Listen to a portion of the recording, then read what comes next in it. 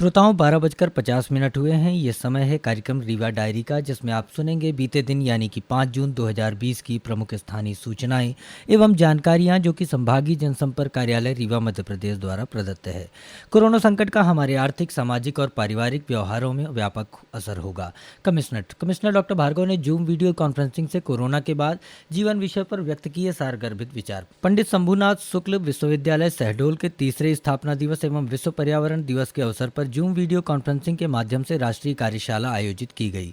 रीवा संभाग के commissioner doctor Ashok Kumar Bhargava ने कोरोना के बाद जीवन विषय पर आयोजित इस राष्ट्रीय कार्यशाला में सारगर्भित विचार व्यक्त किए। उन्होंने कोरोना संकट के कारण मानव के व्यवहार, सामाजिक व्यवहार, पारिवारिक जीवन, आर्थिक गतिविधियां तथा स्वास्थ्य रक्षा एवं लॉकडाउन के पर्यावरण पर पड़ रहे सकारात्मक प्रभावों की विस्तार से जानकारी दी। इस जूम वीडियो कॉन्फ्रेंसिंग में ग्वालियर, भोपाल, चित्रकूट, जबलपुर, बलिया, फरीदाबाद तथा रायपुर विश्वविद्यालयों के विद्वान एवं शहडोल विश्वविद्यालय के प्रोफेसर तथा विद्यार्थी शामिल रहे। इस गोष्ठी में शहडोल विश्वविद्यालय के कुलपति प्रोफेसर मुकेश कुमार तिवारी, अवधेश प्रताप सिंह विश्वविद्यालय, ग्रामोदय विश्वविद्यालय तथा हिमाचल प्रदेश विश्वविद्यालय के पूर्व कुलपति doctor ADN Vajpayee, doctor Snehlata Tiwari, doctor Manisha Anveka, क्षेत्रीय संचालक स्वास्थ्य डॉक्टर अर्पणा पांडे तथा अन्य विद्वानों ने भी अपने विचार व्यक्त किए।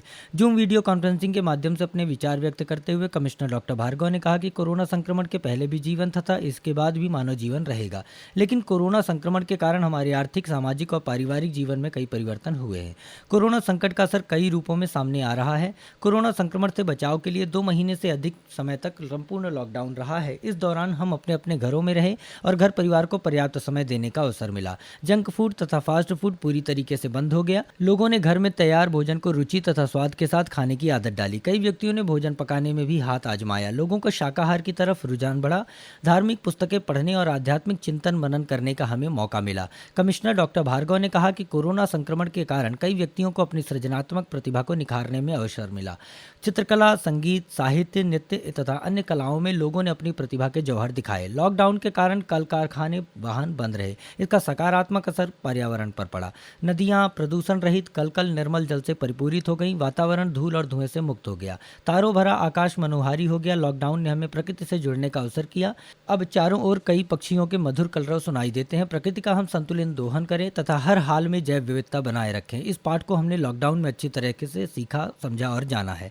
कमिश्नर डॉक्टर भार्गव ने कहा कि कोरोना संक्रमण से कार्यालयों की कार्य संस्कृति में परिवर्तन हो गया। अब वर्क फ्रॉम होम की संस्कृति शुरू हो गई है। औद्योगिक इकाइयों के संचालन में भी कई परिवर्तन हुए। अब बड़े सामाजिक एवं धार्मिक आयोजन लगभग पूरी तरीके से बंद हो गए हैं। अब विवाह और अंतिम संस्कार जैसे अवसरों पर भी बहुत सीमित संख्या में लोग शामिल होते हैं। अभिवादन करने का तरीका बदल गया है। मास्क पहनना हमारी रोजमर्रा की आदत में शामिल हो गया है। जो व्यक्ति इसका पालन नहीं कर रहे, उन पर 100 रुपये का जुर्माना भी लगाया जा रहा है। घरों तथा सार्वजनिक स्थलों की साफ सफाई पर हर व्यक्ति विशेष ध्यान दे रहा है। हाथों को धोने तथा सैनिटाइजर के उपयोग की अब सबको आदत हो गई है।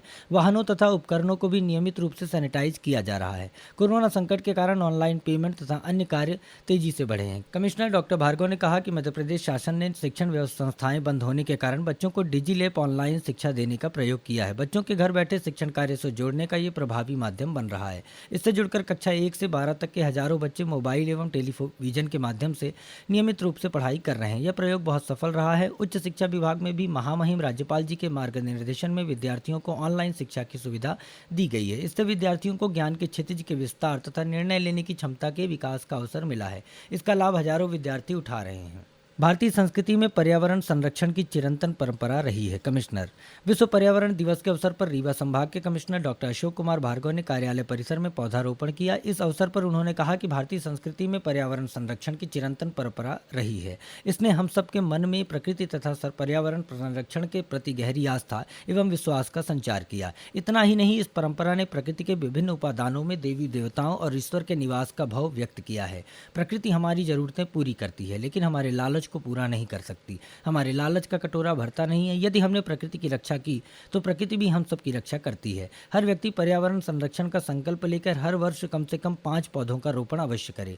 कमिश्नर डॉक्टर भार्गव ने कहा कि विश्व पर्यावरण दिवस मनाने का उद्देश्य पर्यावरण के संरक्षण और संवर्धन के लिए लोगों को प्रेरित करना है।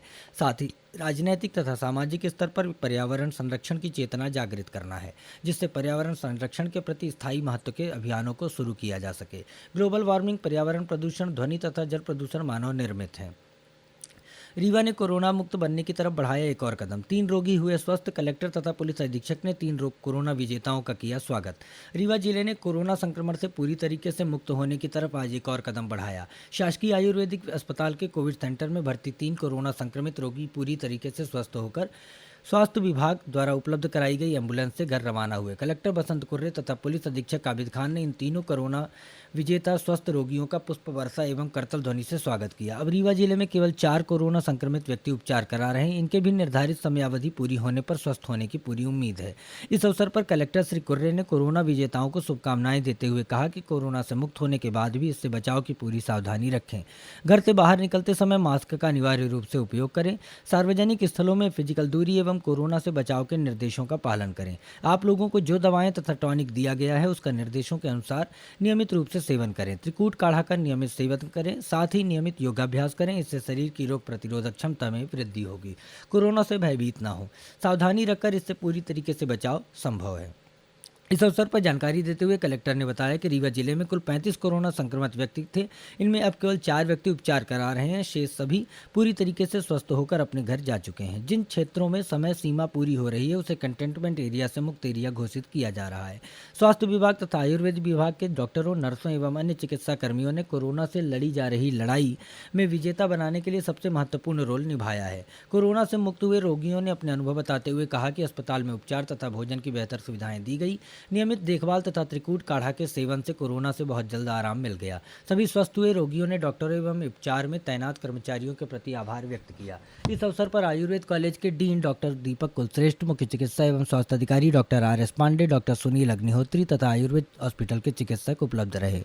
मध्य प्रदेश वापस आए श्रमिकों का सर्वे आज तक होगा। मध्य प्रदेश वापस आए श्रमिकों को रोजगार सुनिश्चित कराने के लिए सर्वे आज 6 जून तक होगा। यह सर्वे 27 मई से प्रारंभ हुआ था। मुख्यमंत्री श्री शिवराज सिंह चौहान ने अन्य राज्यों से वापस आए सभी श्रमिकों का सर्वे कर रोजगार सुनिश्चित करने के निर्देश दिए हैं। इस संबंध में श्रम विभाग द्वारा समस्त कलेक्टरों को यह अभियान सुचारू रूप से चलाने की कार्य योजना तैयार कर भेजी है। अभियान अंतर्गत श्रमिकों के सर्वे का कार्य ग्राम पंचायतों में सचिव, रोजगार सहायक तथा नगरीय क्षेत्रों में वार्ड प्रभारियों द्वारा NIC से विकसित मोबाइल ऐप के माध्यम से किया जा रहा है। हायर सेकेंडरी की शेष परीक्षाओं के नवीन प्रवेश पत्र जारी। मध्य प्रदेश माध्यमिक शिक्षा मंडल की वर्ष 2020 की स्थगित हायर सेकेंडरी की शेष विषयों की परीक्षाओं एवं जिला परिवर्तन किए गए छात्रों के नवीन प्रवेश पत्र माध्यमिक शिक्षा मंडल द्वारा 4 जून को जारी कर दिए गए हैं, जिन्हें संबंधित संस्था एवं छात्र MP ऑनलाइन पोर्टल से एवं मोबाइल ऐप के माध्यम से प्रवेश पत्र डाउनलोड कर सकते हैं। लॉकडाउन अथवा अन्य कारणों से कुछ परीक्षार्थी अपने वर्तमान निवास स्थान से अन्य स्थानों पर विस्थापित हुए हैं। इन परिस्थितियों में परीक्षार्थियों को वर्तमान में जिस जिले में निवासरत हैं उन्हें उसी जिले से परीक्षा में शामिल होने की सुविधा प्रदान की गई है। ऐसे परीक्षार्थियों को भी प्रवेश पत्र जारी किए गए हैं। वहीं कुछ विस्थापित छात्र उक्त सुविधा के लिए ही ऑनलाइन आवेदन करने के उपरांत अपने पूर्व जिले की परीक्षा केंद्र से ही शामिल होना चाहते हैं। ऐसे छात्रों को परीक्षा केंद्र पर उपस्थित होने की स्थिति में परीक्षा में शामिल कराते हुए स्थानांतरित जिले के शिक्षा अधिकारी को सूचित किया जाएगा। इसी के साथ आज की रीवा डायरी का ये अंक यहीं समाप्त होता है। कल पुनः मुलाकात होगी। तब तक घर में रहिए, सुरक्षित रहिए और सुनते रहिए आकाशवाणी रीवा। नमस्कार।